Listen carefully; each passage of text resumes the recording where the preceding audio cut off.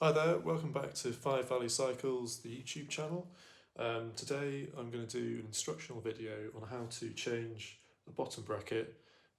This is a road Pressfit bottom bracket for a Shimano road crankset. So what we're going to need to do the job, we obviously need a bottom bracket. So here we've got this one. This is just your standard road Pressfit bottom bracket for Shimano road cranksets.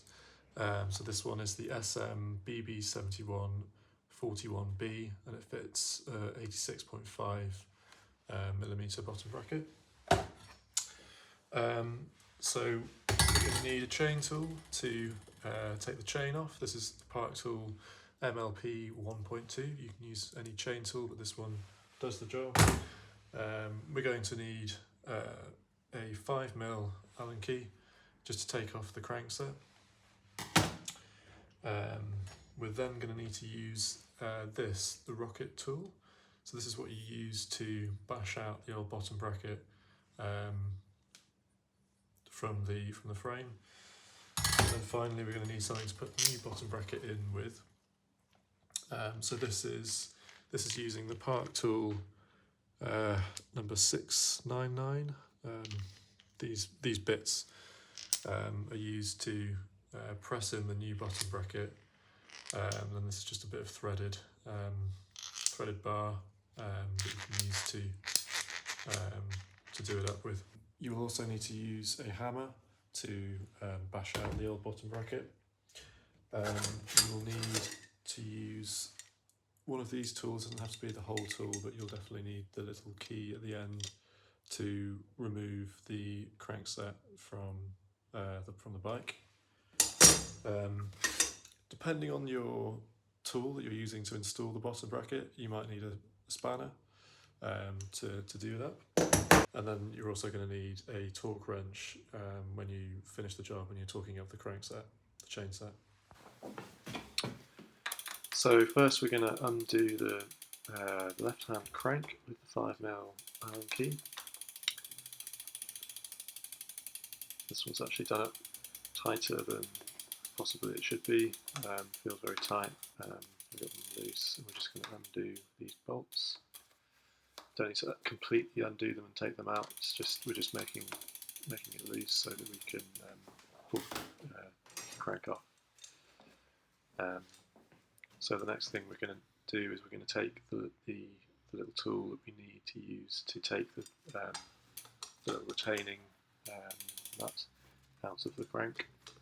So we're just going to undo that. It should only be finger tight, so you can just use your fingers, take that out, and leave that with the chain tool. With the crank tool, so you can just put it back in once you've done the job. So now there's a little plastic bit in between the bolts, and that's just to make sure that you've got the crank in the right position. So you just want to use a pick or a flat edge screwdriver to take that out before you pull the crank off. Now we're just taking off the chain, so just using the chain tool, take the chain off. Then when we hammer it out, just tap it lightly, because the chain's off, it's not going to get in the way when we're tapping it out. So just coming off around the other side, and you can just pull it out. You should be able to just pull it out easily with your fingers. So now we get to the interesting bit, which is using the rocket tool. So you just pull that through, and then you just wait until you hear a little click. And then that's when you know that it's in the right position.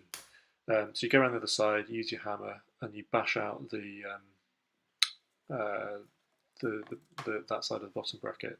Sometimes it's really tight, and you have to really whack it. This time we were lucky, and it was quite easy to hammer out. So just come around the other side, and we're bashing it out the other side. Unfortunately, you can't see it coming out, but it's and you can use your hip against the frame just to keep the frame stable while you're bashing with the hammer.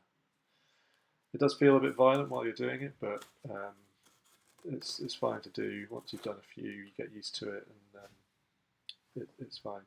Don't forget to take the sleeve out from the bottom bracket shell before you put the new one in. So we're just using a bit of shop towel it's wet with isopropyl alcohol, just to clean out the bottom of the shell. Use isopropyl alcohol because it dries and it doesn't leave any residue.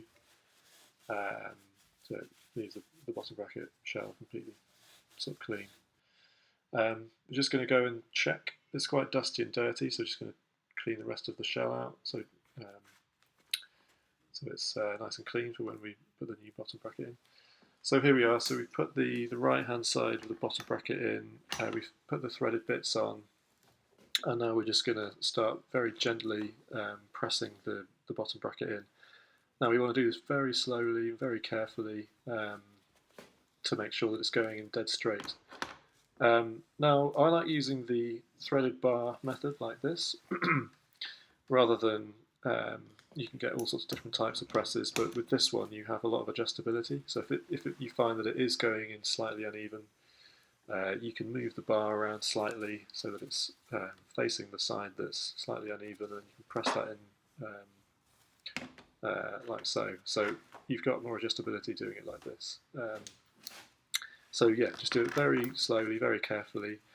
At the end, when it gets to the point where I'm pressing it all the way into the frame, I like to put in the park tool bit to do the final bit, because it fits very nice and snug with the bottom bracket when you're doing that final press in. Now on the other side, unfortunately you can't see it, but we're doing one side of the bottom bracket at a time. You don't want to put both bottom bracket shells in at the same time and try and press them in.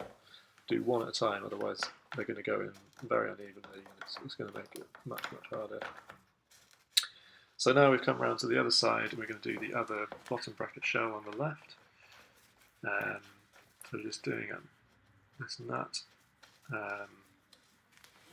And again, you just want to do it very, very slowly and very carefully, making sure that it's going in nice and smoothly and straight. What I haven't shown here is that you also need to put the sleeve in. So usually the sleeve will be attached to one side of the bottom bracket, and then when you put the bottom bracket in, you need to make sure that that sleeve is lined up with each bottom bracket shell, because what you really don't want to do is have that the sleeve in the middle uneven, and then you end up squashing it and distorting it inside the frame when you're pressing it in. So make extra sure that your the sleeve in the middle is lined up properly with the bottom bracket shells. So we've just put the part tool bit in just to do the final tightening up. Just doing very, very carefully. You can see the greases all coming out the side, which is a good sign. You can use that to make sure that you can see that it's now sort of flush with the frame.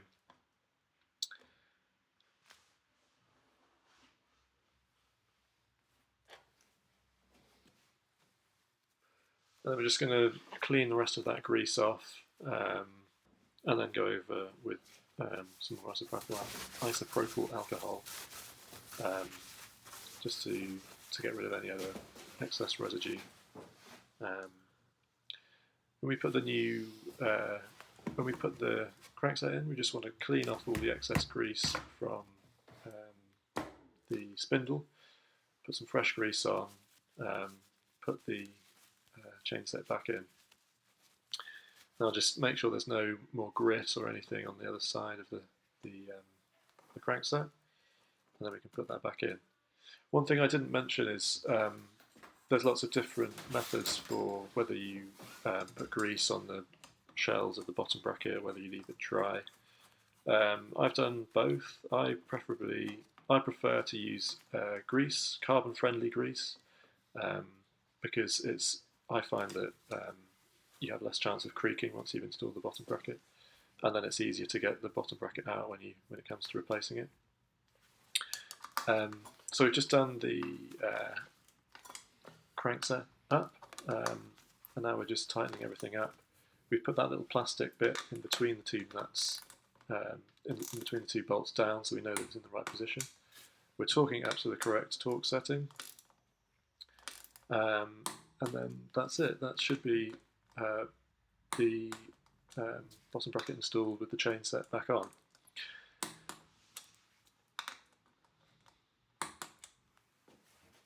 So finally we just need to put the chain back on.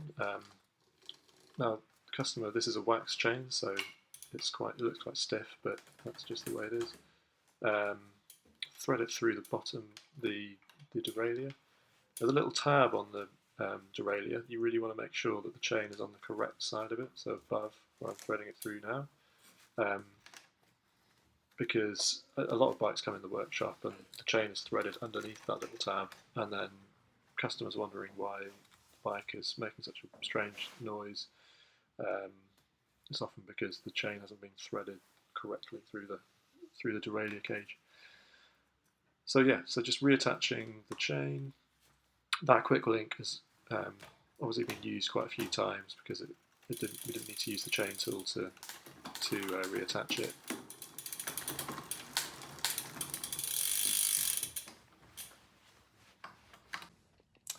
Well, thanks for watching. I hope this video is useful to someone. I'll write a list of all the tools that I've used in the description below if you don't have them already, where you can go and get them from. If you've got any questions, then just let me know, write a comment underneath or send me an email. So yeah, thanks for watching, see you next time.